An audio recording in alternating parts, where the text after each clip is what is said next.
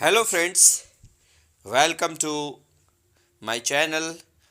और मैं आज आप लोगों के समक्ष जो 10th क्लास का बोर्ड होने वाला है उससे संबंधित सोशल साइंस का प्रश्न या 80 प्रश्न दे रहे हैं। ठीक है, इसमें 40 प्रश्न का ही आंसर करना है। आप इसको एक बार जरूर देख लीजिए सेट को। यहाँ देखिए इंस्ट्रक्शन दिया हुआ है कि प्रश्न संख्या 1 से 80 तक के प्रत्येक प्रश्न के साथ 4 विकल्प हैं जिनमें से एक सही है। प्रत्येक प्रश्न के लिए 1 अंक निर्धारित है।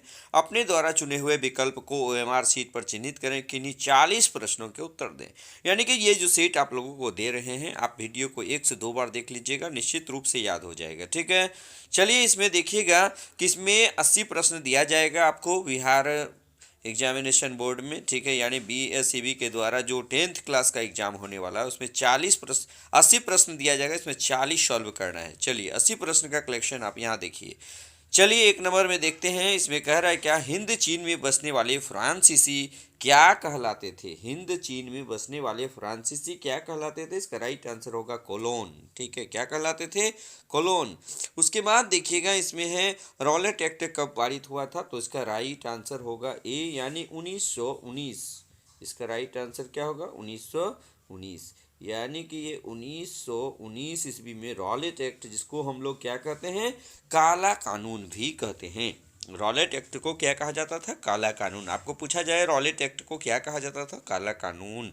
ठीक है, चलिए नेक्स्ट हम लोग देख लेते हैं। तीसरा नंबर का सवाल है जालियांवाला बाग हत्याकांड के विरोध में किसने अपनी नाइट की उपाधि त्याग दी थी, तो इसका राइट आंसर हो जाएगा रविंद्रनाथ टैगोर। उसके बाद देखिए जर्मनी के एकीकरण में किसकी भूमिका महत्वपूर्ण थी, इसका राइट आंसर हो जाएगा बिस्मार्क। उसके बाद आर्य समाज की स्थापना किसने की थी, तो इसका राइट आंसर होगा स्वामी दयानंद सरस्वती।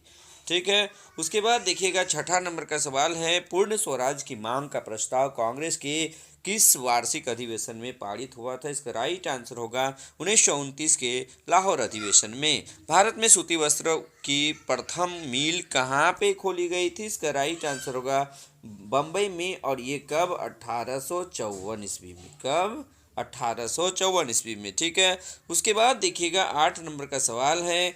8 नंबर का सवाल है कि अखिल भारतीय ट्रेड यूनियन कांग्रेस के प्रथम अध्यक्ष कौन थे, लाला लाजपत राय। ठीक है, हिंद चीन क्षेत्र में अंतिम युद्ध की समाप्ति के समय अमेरिकी राष्ट्रपति कौन थे, इसका राइट आंसर होगा निक्सन।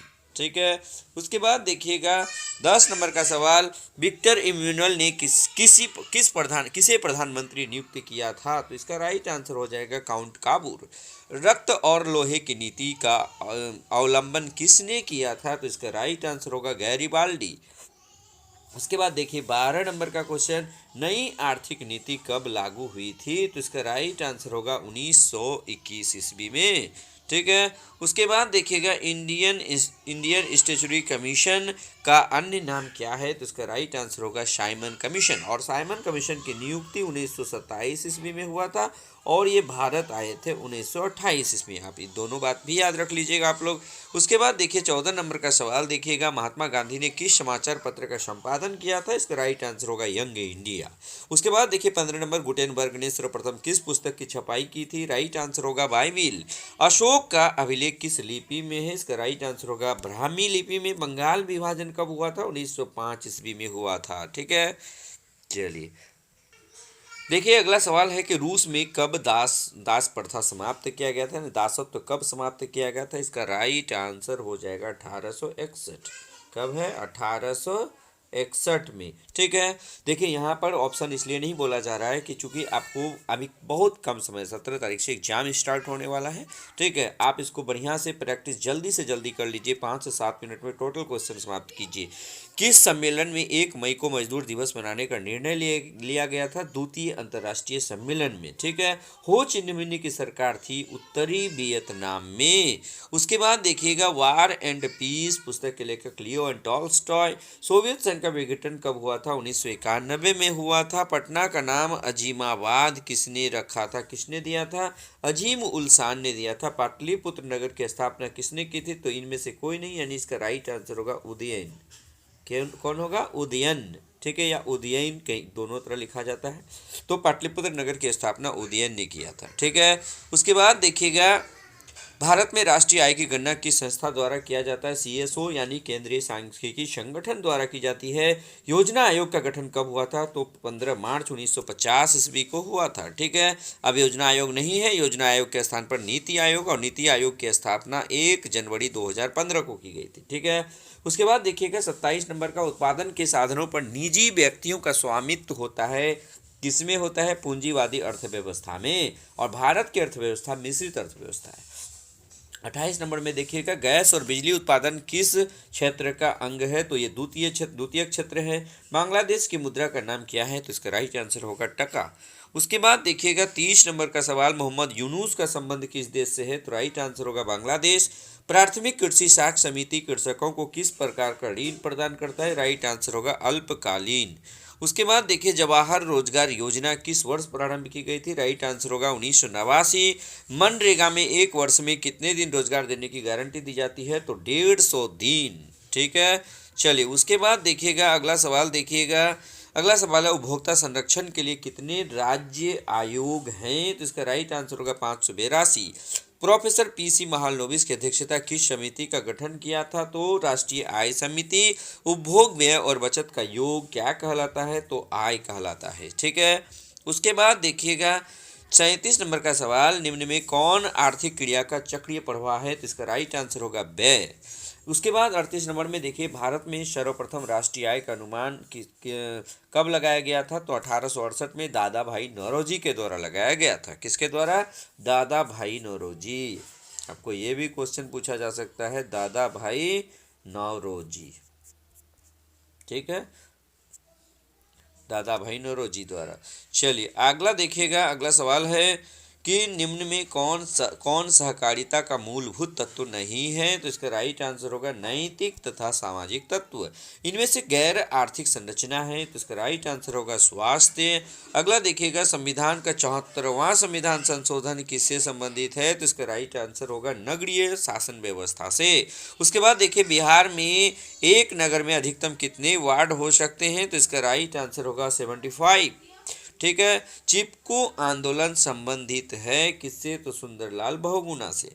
नेपाल में सप्तदलीय गठबंधन क्यों किया जाता है? तो इसका राइट आंसर होगा लोकतंत्र की स्थापना हेतु। ठीक है, उसके बाद देखिएगा, बहुजन समाज पार्टी की स्थापना किसने की थी? तो इसका राइट आंसर होगा कांशीराम। उसके बाद देखिए, दल बदल कानून लागू होता है सांसदों एवं विधायकों पर।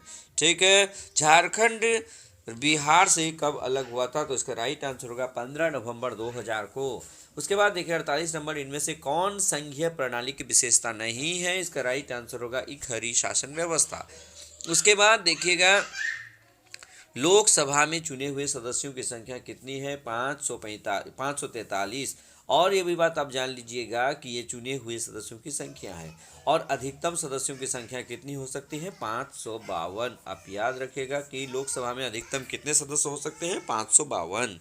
उसके बाद देखिएगा 50 नंबर का सवाल, देखिए पूर्व में बांग्लादेश जाना जाता था पूर्वी पाकिस्तान के नाम से। उसके बाद 51 नंबर में देखिए, वेस्ट इंडीज संघ की स्थापना कब हुई थी? तो इसका राइट आंसर क्या हो जाएगा? वेस्ट इंडीज संघ की स्थापना कब हुई थी? इसका राइट आंसर हो जाएगा 1958 में। इंडिका के लेखक कौन हैं? इसका राइट आंसर क्या हो जाएगा? मेगास्थनीज। यानी कि इंडिका की लेखक कौन है? मेगास्थनीज। ठीक है, उसके बाद देखिए 53 नंबर में देखिएगा, विश्व का सबसे बड़ा लोकतांत्रिक देश कौन सा है? तो इसका राइट आंसर होगा भारत। 54 नंबर में देखिए, आंग सान सू की किस देश के नागरिक हैं? इसका राइट आंसर होगा म्यांमार। 55 नंबर में देखिए, क्षेत्रवाद की भावना का कुपरिणाम क्या है? अलगाववाद। ठीक है, उसके बाद देखिएगा, दुधवा राष्ट्रीय उद्यान कहाँ है? उत्तर प्रदेश में है। भारत के प्रथम राष्ट्रीय जल नीति कब लाई गई थी? कब अपनाई गई थी? सितंबर 1987 ईस्वी में। विश्व में सर्वाधिक वनावरण वाला देश कौन सा है? इसका राइट आंसर होगा रूस। उसके बाद देखिएगा 59 नंबर का सवाल, किस मृदा में ह्यूमस की मात्रा नगण्य होती है? इसका राइट आंसर होगा जलोढ़ मृदा।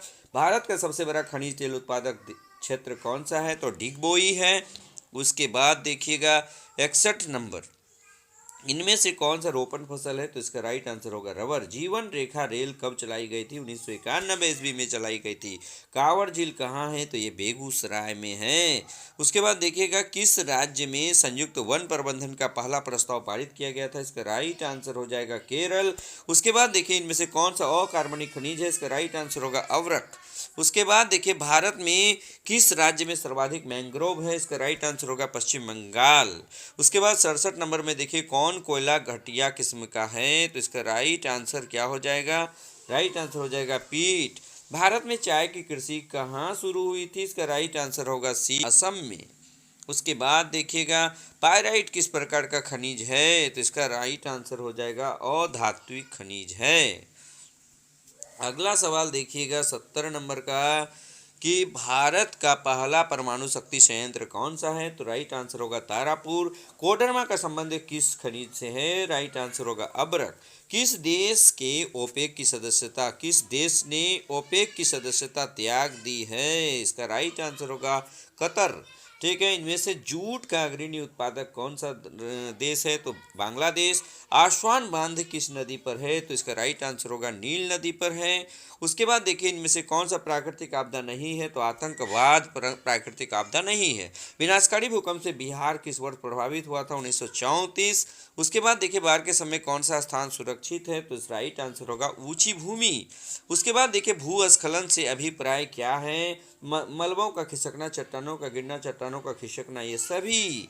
उसके बाद देखिए आकस्मिक प्रबंधन का प्रमुख घटक कौन सा है? तो इनमें से सभी, यानी स्थानीय प्रशासन, स्वयंसेवी संगठन, स्थानीय लोग। उसके बाद देखिएगा लास्ट क्वेश्चन है भूकंप संभावित क्षेत्रों में भवनों की आकृति कैसी होनी चाहिए? तो राइट आंसर होगा आयताकार होनी चाहिए। कैसी होनी चाहिए? आयताकार। यानी यहाँ पर 40 प्रश्नों का संग्रह आपको यहाँ दिया जा रहा है और इसमें से 40 प्रश्न, 80 प्रश्न दिया जा रहा है, इसमें 40 प्रश्न ही आपको पूछा जाएगा। ठीक है, ये 40 का ही आंसर आपको करना है। ठीक है, तो आप इसको मात्र आप हम देखिए 11-12 मिनट में कवर किए 80 प्रश्न। आप 12 मिनट में 80 प्रश्न को देख सकते हैं। इससे 2-4 क्वेश्चन रहेगा ही रहेगा। आप इसी तरह से लगातार 4-5 सेट यदि हम आपको दे देंगे तो इससे बाहर एक भी जाने की संभावना नहीं होगी। ठीक है, बस आज के वीडियो में इतना ही। अगर आप हमारे चैनल में नहीं हैं तो इसको सब्सक्राइब कर दीजिएगा, बेल आइकन दबा दीजिएगा ताकि हमारा हर लेटेस्ट वीडियो जो BSCB से संबंधित है आपको मिलता रहे। बस आज के वीडियो में इतना ही। धन्यवाद।